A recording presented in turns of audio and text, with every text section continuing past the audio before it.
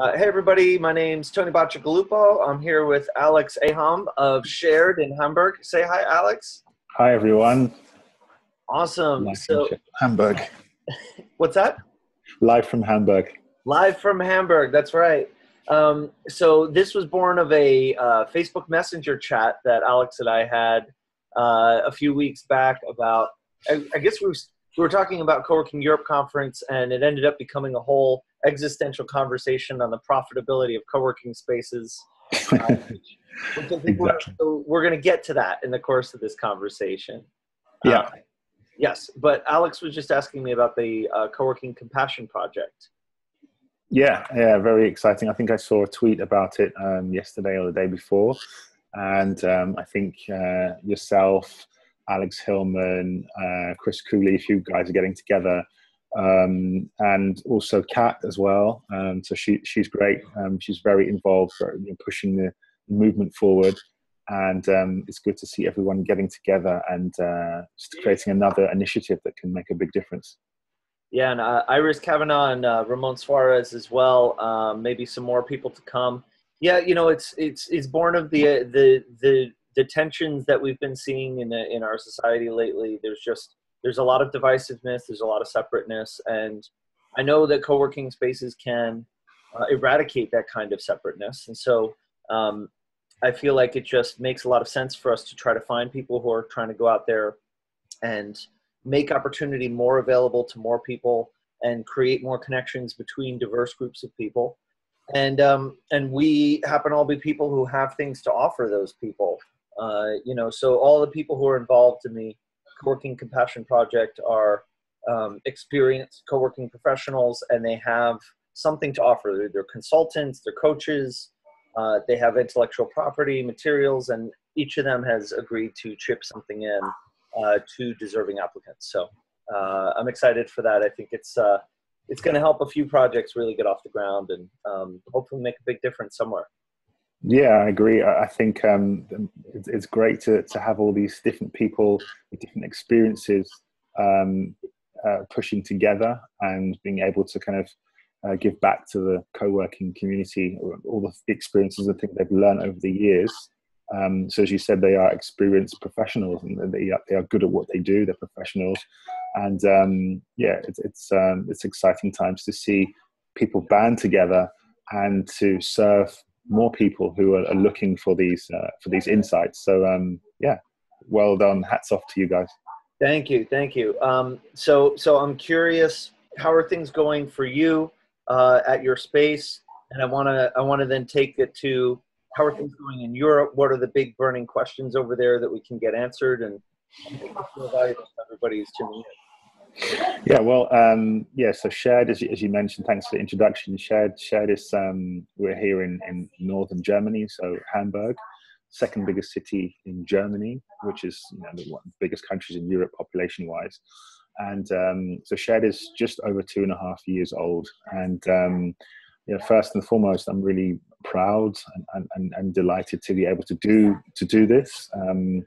It's a success already to have an idea at home and then be able to make it a reality. I know a lot of people have ideas and dreams, aspirations, and sometimes they're not able to do them and bring them to life. So always when people ask how are things going, I have to kind of preface it with the fact that it's always going in a good direction when you're able to bring your dreams into realities. And you shouldn't be too hard on yourself if you're not rich yet, or if you haven't, empowered 100 startups or 1,000 freelancers yet. As long as you're alive, you still have the possibility to move forward and make things better. And I think a lot of the progress we've made in the last kind of 6 to 9 months has come through conversations like this. So again, I'm really excited about the future and excited about the next 2 years. It's been 2.5 years, and I'm excited about the next 2.5 years.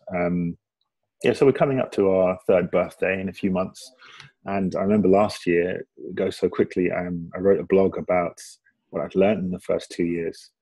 A lot of it was about learning from disappointments, learning from failures, learning from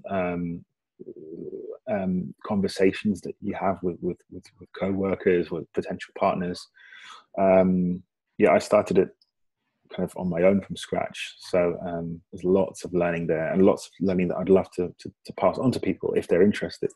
But the next stage is about growth and about empowering more people with the knowledge that we've learned in the first two years. But yeah, I'm happy. Awesome. Yeah, I tell people when they're telling me that they're stressed out about running their space, that just every single day that you open the doors is a special day that you're really helping to change people's lives. So I love that perspective that you have. You know, I guess if someone asks how you're doing and you exist, then you're doing well. You're doing well enough to be there, and that's important. So I really I agree, and I think it's important to tell that story because that there are majority of spaces, they are kind of independent and small. And of course, the majority of the media attention is on the mega international spaces that have millions, hundreds of millions, and in some cases billions of euros or dollars of investment. So there's a bit of a disparity about the reality of co-working in the media. So of course we're going to talk about profitability and things like that. But at this end of the scale, certainly, as long as you're open, you still have a fighting chance of continuing to be open, which may not be the case when you owe the bank or investors hundreds of millions of dollars. But I certainly, my background, I have quite a diverse background. And when it comes to community stuff versus business stuff, I really don't find I'm conflicted at all. I see Shhared as an active community of people, but we all have our own business interests as well. We want to grow. As a lot of people have business, whether we have artists, we have journalists, illustrators, as well as the tech people, and so many different kinds of people in design, media, technology. But they all want to live. They want to make a living, and they want to make friends and connections at the same time. So I think all of this stuff can be connected. It shouldn't be one or the other, money or community. And we'll move on to that, of course. But sustainability is one of the core values of co-working, as well as community. I think we have to remember that. Yeah, absolutely. And so, what do you think in terms of where things are going in the co-working world in Europe in particular? What's on the minds of the people who are there, as far as kind of burning questions? Yeah, I think I really, in the last year or so, people, and maybe before, community has been the hot word when it comes to co-working in the co-working circles. How to build community. And a huge focus on community. As I said, I think the next one of the 5 core values is sustainability. A lot of people are saying, okay, well, I have a community of some size. It may not be hundreds of members or people in the space, but we have some kind of community. How do we keep it ticking over? How do we keep it growing? How can we maintain what we have and be sustainable? So people are asking this question. So I think from the bigger spaces in the UK, in Spain, a small handful of big spaces in Germany, but I think they are all asking the same question: how can we be sustainable and kick on from what we have? Yeah, it's a good question. I think sustainability is probably something that it seems like a lot of people, especially in the smaller co-working space world, that we don't necessarily consider it first.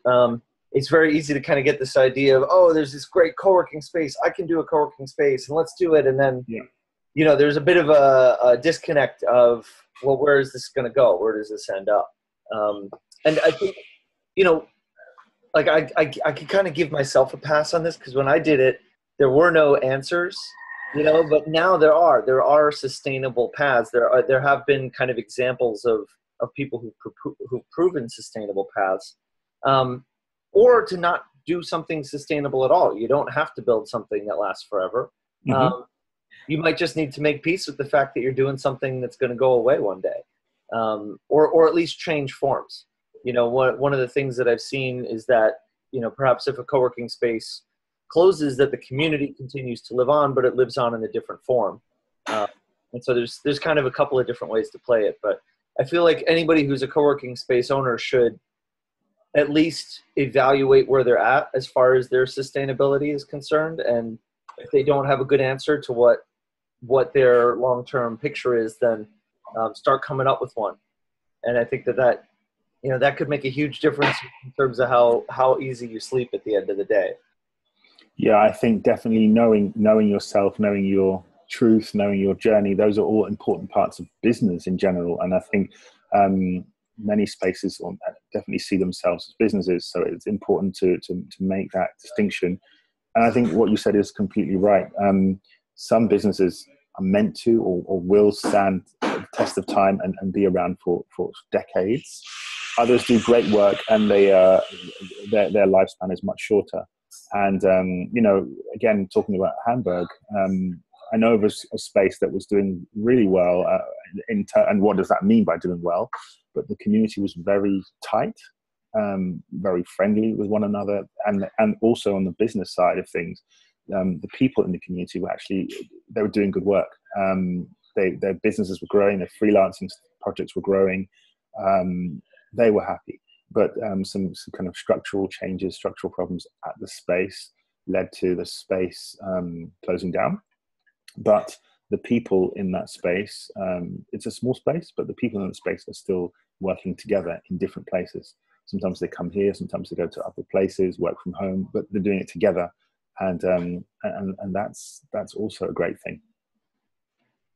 Yeah, absolutely. And, you know, and if you want to build something sustainable, there's options. You know, I think probably one of the most prevalent ones we've seen now is simply operating a larger facility, offering more private office spaces, things like that, which I was opposed to for the longest time. But I think that ultimately it can help to subsidize what could be a very sustainable community space. And if you do a good job of curating that community, then even the folks in the private offices can be a really huge positive to the culture of the space. And then, you know, obviously there are lots of other models. There are education-based ones and hybrid ones. So one of the ones that I'm a big fan of, and actually you see it a lot in Italy with Massimo and his Co-op project. Yeah. This hybrid of people who are working from an agency perspective, where they're working in an agency kind of a space, and then they share some of their extra space with people who want to come co-work. And so in that way, like an agency already has an office, or they already need an office, and they have this need to source new projects, hire new talent, all of that. And then you've got people who work for themselves who want to, in a lot of cases, work for an agency like that, or might have a gig for those people. And so that's kind of a model where they feed each other, and no one side of the business is going to let the other side go out of business. So it's really super supportive. So I think, you know, actually that could be a great answer to someone who might be watching this who's running a small space. If you don't want to go into the big real estate world, is you know, maybe befriend some of the agencies in your city, get to know some of them, and see if there's a way that you can share space with them, and maybe move into a space together in some way or something like that, where they could be the anchor tenant, and you could work out something to operate your co-working community from within that space. And that could kind of set you up for a much longer shelf life, I think. Yeah, I think that I think it's something like 75% of the average co-working spaces expenditure is on money, on rent. So it's a lot of the cost of many spaces these days is going on rent. So if there's a way to not get too deep in the real estate scenario and spending so much money on rent by you know, leveraging the relationships you have in your space that can definitely help with sustainability. And yeah, I think the word sustainability, I think in different places has different connotations. I know definitely at my time at Apple, the word was really used around well, people with disabilities. Sorry, that's accessibility. Sorry, but sustainability also is a word that is has another meaning. So when we talk about sustainability, we're also talking about things like recycling and things about the earth. So you have to be mindful of how actually they both can play a part. So, for example, in Hamburg, it's quite a left city, quite a green city, one of the greenest cities in Europe. So a lot of people can bond and form that community sense over sustainability issues in the sense of green things and earth and earthly matters. I know that one of the other spaces in Hamburg, they organized a kind of a beach cleanup. So we have a very small beach in Hamburg. It's kind of just this one sandy bank of the port. And in the summer, it's a nice place to go. And this space organized a cleanup walk. So they invited many of their community members to go down to the beach, walk along the beach, and clear up all the garbage and mess. And then they would bond and have a beer afterwards. That was great. So there are different things to consider in a community, in a co-working community. So the sustainability situation with accessibility, like you said, if your space is accessible to different kinds of people, that can definitely help with running the space and also the bills. Different people can thrive off each other. For example, here we have one of the teams. Yeah, they're doing kind of websites and apps and stuff, and they often need freelancers. They often need photographers. They often need design experts. And so if they do communicate with the people in the open space from their office, from their fixed room, from their team room, that can help their fortunes, and it can also empower the people in the open space as well. So more collaboration, more accessibility, it definitely moves the whole thing forward. Yeah, for sure. For sure. So what do you think in terms of where things are going from here? Like, what do you want to see happen for the co-working movement, for the co-working spaces, people who are organizing things now? That's a good question. I think a lot's happening, especially in Europe. I think Europe has the most number of co-working spaces, if you compare it to other continents. So many different countries, and they're doing a lot of different kind of things. So the UK or London has the most co-working spaces per square mile than any other city. Barcelona and Spain also have a huge number. You mentioned Italy and Germany as well. So because of those different cultures, there are different things at play. But consolidation is happening a lot at the moment. A lot of specialized co-working spaces. We organized the first co-working bus tour of Hamburg a few months back. So we organized with the city a tour, 3 coaches to go around the city and visit various different kinds of spaces. We split them up into different categories to help people who would go on the tour. So we had kind of one tour going to specialized ones, and there's a space that's great for people who are designing clothes and working in textiles. There's a space for people who design kind of architecture and things like that, and the arts. There are other more corporate spaces that are working closely with companies like aeronautical industry, and the fashion industry, and then you've got your tech spaces as well. So you're going to see, I think, more of this specialization, and then, as I said, people trying to figure out ways to be more sustainable. So more smaller spaces outside of the central business district, connecting with others and growing that way. So as I said, it's exciting times.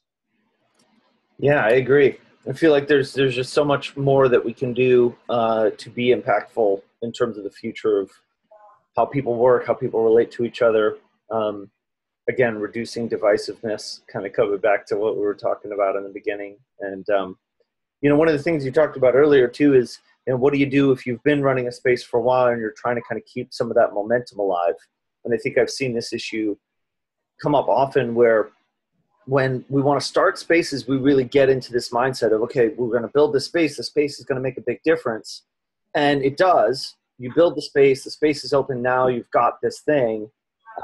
But then for the person who kind of catalyzed that in the beginning, the leader, you end up going from a place of offense of, we're going to go build this thing, to now kind of a defensive position of, well, now we need to maintain this thing.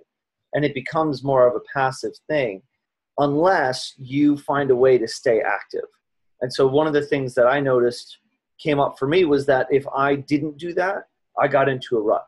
I got into a tough spot where I had a hard time staying engaged. I had a hard time keeping my members engaged. It was hard to keep things exciting if all I was trying to do was operate a workspace. But if I did something new and different, if I started a specific program trying to go after a particular goal or something like that, I found that it was a lot easier for me to get excited. It was a lot easier to attract new members. And it kind of allowed me to find ways to continue to advance our mission. And so I'm a big fan of programming. I feel like the co-working spaces themselves are only as good as the things that happen in the spaces. And so, the more you're able to do cool stuff in your space, then the more exciting and fun it's going to be for everybody involved. And so I'm a huge fan of co-working with programming. And that's a lot of what I advocate for with the members of my organizers club, which I didn't even get to mention yet. But yeah. Yeah, I think being excited about something is really important. And, many people who start spaces, they're excited about the opportunities that they bring. And yeah, if you do get caught up in the day-to-day running and the operational stuff, then you're not so close to what got you excited in the first place. So I think, yeah, you have to find your why and keep on evolving that and keep on trying to add value.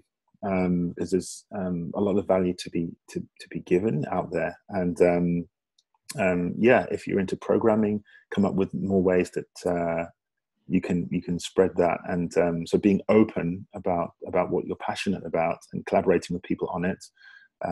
Again, I think are great ways to stay active and to keep on pushing things forward. And that's why I'm such a big fan of the 5 core values, because there's so much there. Openness and collaboration kind of speak to me in this topic. If you're open about what you're passionate about, if you're open about that, then other people can connect with you on those matters. I saw a post, I think it was on Instagram, about the difference between a network and a community.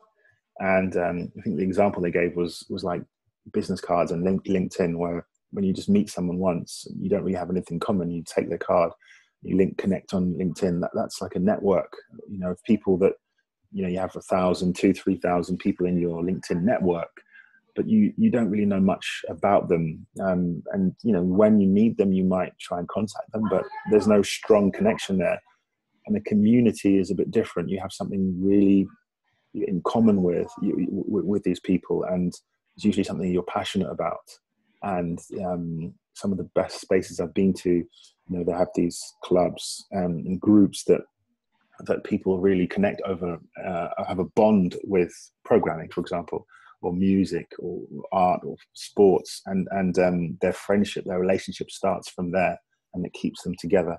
So definitely there's some magic in these places when these people get together and they're open about what gets them going, and working around these topics that they're really passionate about. Yeah, absolutely. And I think, that also kind of helps to answer the larger question of where's all this going and what's the sustainability and things like that. Because I think if you are staying true to your mission in whatever form it is, then you can kind of roll with the punches and you can adapt what you're building based on the circumstances. And, we don't know where all this is going to be going in the long run. So What we can know is that what people are going to need is always going to be generally the same thing. They're going to need belonging. They're going to need people to support them in their journey. We're going to, for a long time, have a need for learning things about how to work for yourself. I mean, there's such a wild west of change happening now away from traditional employment and towards this independent workforce, and really, I think, ultimately an interdependent workforce. And so just creating opportunities for people to help each other, make the connections that they need, and get out and be around other people. I think there's always going to be ways that people are going to want that, even if the form of that might change over time. Yeah, I agree. I think that's part of the reason why these spaces started in the first place. So I think people didn't really enjoy the commute so much. So I think a lot of people were commuting for half an hour, one way to get to work. So the location of people's work was an issue. And also what they were doing, how they were doing it. Was it something they were passionate about? So many people working just to pay the bill, so many people working themselves into the ground for something that they despise. So people started to kind of think about a solution for that, and co-working definitely is a solution for some of the bigger questions and bigger challenges that people have. So certainly, if through communication in spaces and communities, people can find ways to empower each other and get them excited about what they do and where they do it, we can all be kind of healthier, happier, and ultimately more productive. And in the last 9 months, I would say, I'm getting a lot more kind of contact from corporates, concerned, I would say, about their staff, and they feel that a lot of people think that co-working could be a solution to work-related stress, unfulfillment in work, drops of productivity. But I also think there are social things that it solves. We've had a lot of mothers who want to get back into work, families with children, people who want to have families, and they're saying, well, if I work in a traditional office, and I leave the office for maternal leave, they know it'll be hard to get back into work. Or even if they have their great normal scenario, just this distance you have to travel, and the lack of time you spend with your family, the lack of time you spend with your friends, the lack of flexibility from work, it's really an issue these days. And some of the people who are here, they're locals from the area, and they found a way for their work to fit to their life and not life to fit around their work. And they've seen that the productivity is higher, the quality of their work is higher, and when the kindergarten calls to say their child's sick, they can just leave. And when it's really great weather outside and they've had a productive day, they can just go for a run around the lake, and then go home and have an early lunch or early dinner. And it's great to see how co-working can empower people. And I'm delighted to have more of these discussions with people in HR, people in businesses, and regular people who really want to make a change in their life. Yeah. So if you're, and I would say if you're watching this and you want to get started with a co-working community, either in any capacity, join one or start one or whatever it is, obviously Alex is a great resource. I'm here for you as well. And there's a whole world of people out there who are ready to support you and help you out. You can reach me at Tony, Tony, at nwc.co. And I also have an online network specifically for people who are starting and running co-working spaces. So would love to talk to anyone who's interested in that. Alex, is there a way that people can follow up with you? Yeah, I have to kind of finesse this part and think of the best way to do it, because I'm all over social media. I have so many emails. So I have to think about which one I give out first. But I don't know. At the moment, I'm getting lots of contact through LinkedIn. So that's one way. So in any case, my name is Alex Ahom. So Alex, as everyone knows, Ahom, which is Ahom, Alpha Hotel Oscar Mike. So you can always find me on LinkedIn and connect with me, send me a message. A lot of people, companies are doing that at the moment. My email address is alex@shhared. So Shhared is the name of the co-working space in Germany. So Shhared is SHHARED. So alex@shhared.de for Germany. Germany is DE, Deutschland. So alex@shhared.de. So yeah, you can find me. Just type in Alex Shhared, and I'm there. You know, but yeah. Those are two ways to get in contact, and I'm really happy to do that because when I started on this kind of co-working journey,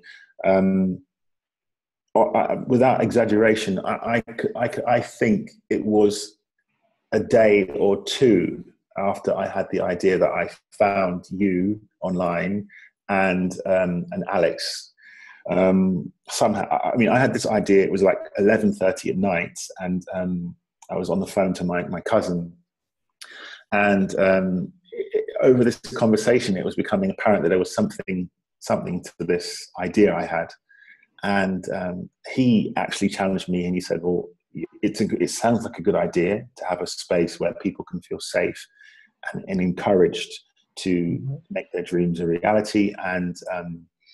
To enjoy what they do and where they do it. And that was kind of the premise of it. And a place where you can be supported to kind of be successful, not just to work, but actually be successful at what you do. So he said, well, it's a good idea. Are you going to do it? And I was like, well, I just had the idea. It's just an idea. I mean, and he was like, well, you've had the idea. You're always a person that says you should follow your dreams. Are you going to do what you say? Yeah. And he put me on the spot, and I was like, well, I just had the idea just now with you on the phone. So how about I sleep on it and I tell you what I thought about tomorrow? So he was like, okay, but let's talk tomorrow morning. And so he, I put the phone down and I was like, well, I can't think of many reasons not to do it other than the fact it's really, really hard and I don't know what you're doing. But other than that, I would like to do it. And in life is short. My dad had just died, I think, at that point, like I think a few months before that. So, you're thinking of great things that you can do. And I've just moved to Germany, and it was quite tough here. So it seemed like something I had to do. I did a vlog on that on LinkedIn a few days ago. I felt like I had to do it. There was no other choice. But I encourage people to kind of think about that. And as I said, I started to research about what would you call a place that, that empowers people and supports people to chase their dreams and put their ideas into perspective and do them.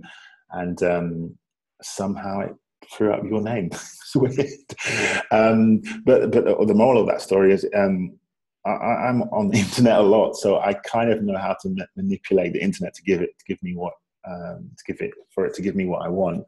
I know from so many discussions that most people can't do that, and I know how hard it is for people to find resources like you and other people who are willing to give their time and energy. And I would love it to be more accessible. Another one of the same core value of co-working. I'd love this playbook or this scenario to be more accessible to more people. And I think this is a good thing. We're starting this now. Great. Well, I'm always looking out for ways to get the word out more. I'm on a mission to just see to it that there are great co-working spaces everywhere, and that the people who are running them are happy.